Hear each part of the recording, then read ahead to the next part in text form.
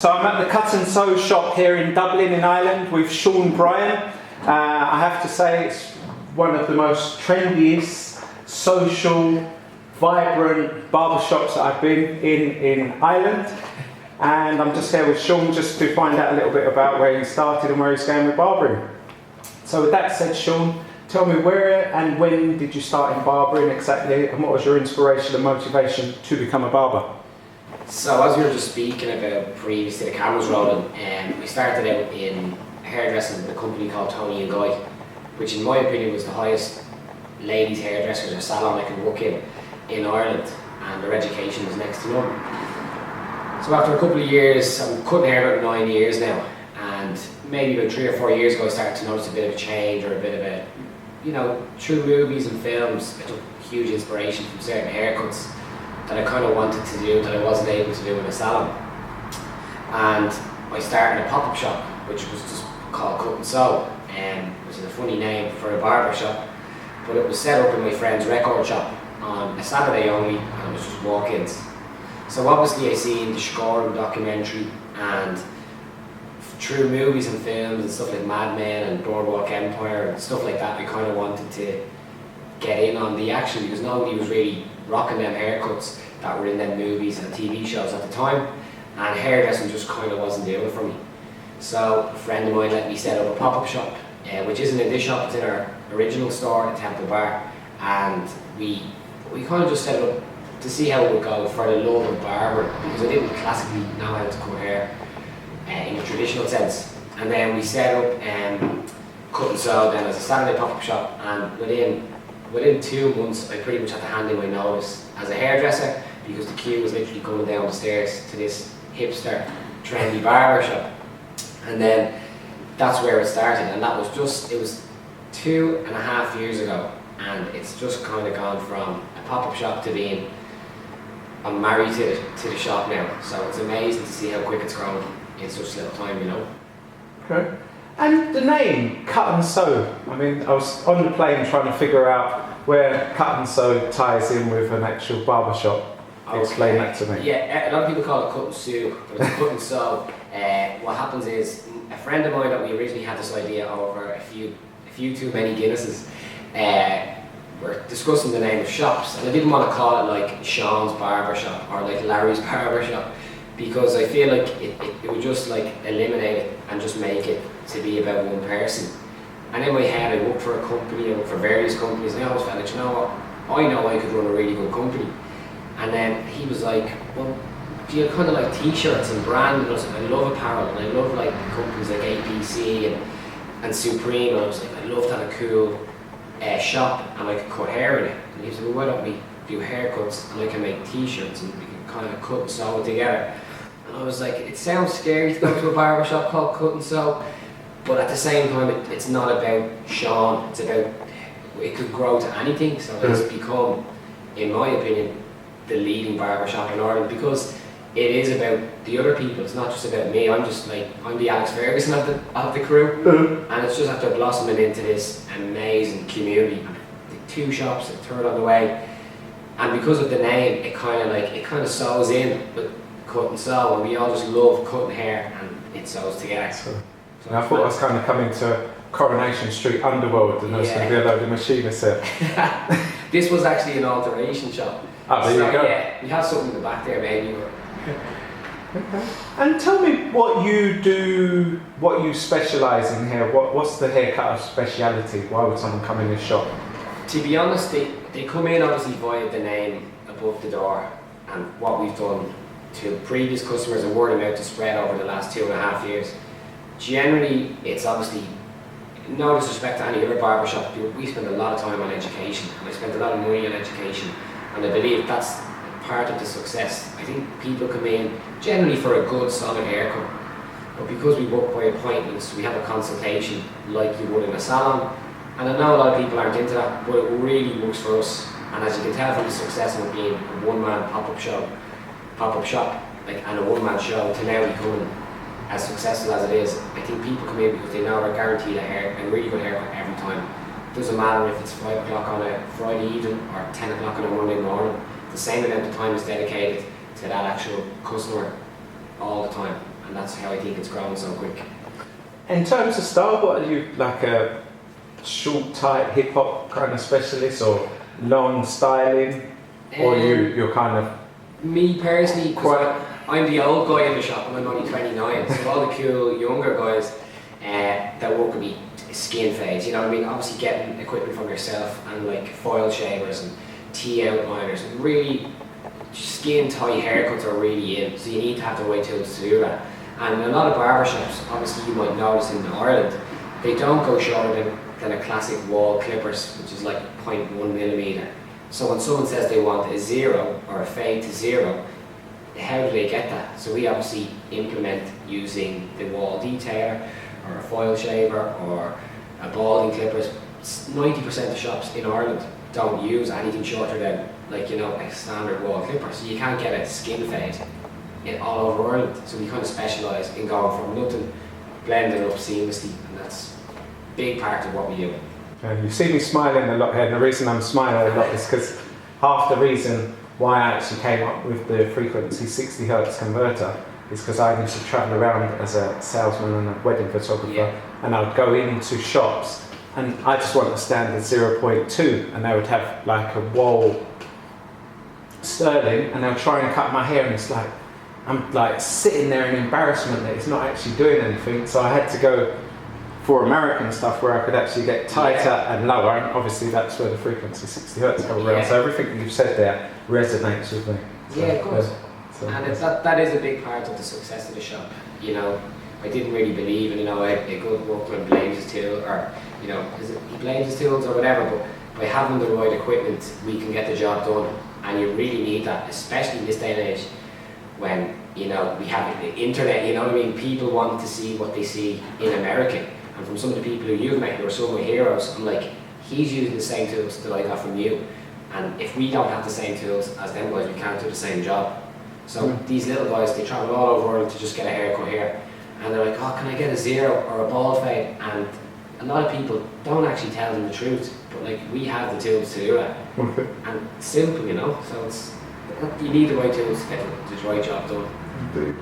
And tell me how you differentiate yourself from other barbers. Because I've kind of come in here and you've got a yellow pool table, you've got all your apparels at the back, and, you know, talk me through the full process when you was designing the shop to differentiate yourself from other barbers. Again, I don't like to procrastinate or to spend time on the negative side of the Irish barber industry, because there's such a positive industry. And I mean, in Ireland, a lot of, how would I say, a lot of barbershops stick to the same ethos, you know, it's you need a haircut, you get a haircut, you walk in, you pay. In here it's kind of like a social club, like I know nearly everybody on a first name basis when they cut their hair a couple of times. The idea behind the pool table, which is kind of funny, is we wanted somewhere, we don't want to have a PlayStation or an Xbox where people are glued to the telly, because everybody who comes in here is glued to their phone. So we want to have something where we can interact with the clients. Even a dartboard would have been good, but I'm terrible at darts. So with a pool table, it can be social. You can have two strangers saying, do you want to have a game of pool while you wait? And once they come in once or twice, they don't even ask anymore. With this shop, it's the second shop, so we wanted to build on from the previous shop, which is an amazingly fully booked shop, but to try and get people together and not have a TV screen there showing a football match and a PlayStation. So the social club or the interaction team, it's kind of where I come from, because I came from hairdressing, so I always used to speak to the customers and it was constant communication. Whereas when I walked into previous other barbershops myself, people don't even talk to each other. They're sitting to somebody for an hour waiting for a haircut and they don't even have a conversation. So I wanted the total opposite of that. So if the pool table breaks that organise between two gents, I don't mind having it there. But every barbershop now seems to have a pool table, which drives me crazy, so we might have to get rid of that and exchange it for something else. But that's what I think really works for us being different. It's like a social buzz. And in the community in Ireland, it's, I don't know, it's really, it's doing really well to, how would I say, to get people together. And with the apparel, not to keep on going on, the apparel is a separate thing. People can actually walk around and look at the stuff while they're waiting, as opposed to sitting there playing an Xbox and a PlayStation and whatnot. So that's where that came from. I'm smiling again because all the highly successful barbers that I've interviewed, it seems like that is at the forefront of their mind. How can I make my barbershop more social? And it seems like that was something that you focused on right from the get-go. So yeah, definitely. I salute you for that. Yeah, 100%. Thanks. Yeah. And tell me about a little bit about your apparel range. Talking about apparels. So the apparel range is just something again that came from the name. You know, we didn't want it to be called Sean's Barbershop or Larry the Barberman's Barbershop, because obviously if Larry's not there cutting their hair or Sean's not there, they feel like they haven't got the main person. So with the apparel being called Cut and Sew, it just has the range to go to like be as good as like Kanye West's label, or I don't know, like as I said, APC and Supreme or Palace. And because of the name, it can go into, you never know what it could be. There could be a cut and sew bar, there could be a barber school, there could be a cut and sew coffee shop, there could be a cut and sew clothing range. But what we have now is what we want to wear, and it was like a uniform. And now barbers from all over the world have literally bought, worn and support, like I'm supporting it, the Scoring lads. And that's something that's really true to me. I want to make money when I'm sleeping. And if somebody's buying your stuff online when you're sleeping, it's brilliant. Like you, Larry, you know. You wake up and there's five guys from all over the world wanting to buy a cut and sew t-shirt. Or there's people wanting to buy your converters from all over Ireland. Like, yes, it's brilliant. So that's what I want it to be. Make money when I'm sleeping, and to see people representing my shop or our shop all over the world. It's amazing. It's a huge compliment. Yeah, that's right, definitely. Yeah. Tell me about the training that you offer. You offer some personalised training then in barbering? So the education that we do, from what I've done, obviously from doing workshops with various barbershops and salons, with my background in hairdressing, the elements that we use and the foundations from hairdressing combined with the technique and the traditional sense of barbering really puts us at the forefront of being voted Dublin's #1 barbershop. And from anyone that comes in here knows that, you know, there's so much goes into a simple haircut. So our cutting courses use the way we cut. I'm not saying it's exactly the correct way, but it's what works for us. Like every other barbershop has a formula that works. And we do a monthly cut course in this salon, and then we do workshops all over the country. And hopefully this year we're going to be travelling through the UK to try and bring the cut and sew way to different areas. And people that inspire us, that do cutting courses like we're having today in the shop, really resonate with me and make me want to be an educator, because I'm the eldest and the owner of Cut and Sew. We've 8 staff, so I have to show them that I'm still able to learn at my level. And that's kind of where the cutting course came from, you know, out of the love for sharing secrets and meeting new people and different tricks. The Cut and Sew education course is kind of, I think, one of my favourite things about the shop, you know, and I do it on my day off. That's how much I love it, you know. Okay, seeing the up and coming talent. Yeah, and that's how we hire new staff. Okay. And what would you say the positives in barbering right now, and what are the negatives for you? Again, the positive stuff is the industry is popping. I think it's you know, it's going from strength to strength. With the power of the internet and Instagram and Facebook, everybody can know and meet their heroes in such a short space of time. You can really kind of, I don't know, you can make a name for yourself, and that's in a way a downfall, because every guy that cuts hair now wants to own a shop. And I didn't want to own a shop instead, I just wanted to work for myself, but it has just snowballed into such a big success that it's become a big leading name and a big brand. Whereas if I hadn't thought about it and said I want to open 2 shops and have 10 staff, I wouldn't wish it upon my worst nightmare, you know, my worst enemy. So the bad sides of it are there's a lot of, you know, it's kind of barber wars going on a little bit, where your neighbour might even say hello to you because he sees you as direct competition, as opposed to embracing it and being like, you know what, that guy's actually doing really well. Why not? Better the devil you know. I should go in there and get my hair cut, shake his hand, and maybe see what he's doing. So even if you, not that any of the viewers might know, but 2 shops down, there is a barbershop that does €6 haircuts. We're slightly more expensive than that, but they literally have copied what we have done to the point of where they have a collage on the wall, the same light bulbs. It's crazy. So I don't know, I think embrace it, focus on your own stuff, and you won't even be blindsided by anybody else. And that's what we have, tunnel vision and positive vibes. No negativity goes on in this shop or in any of our shops. Life's too short. Good philosophy. I like it. Definitely. What would you say your proudest moment in your barbering career has been?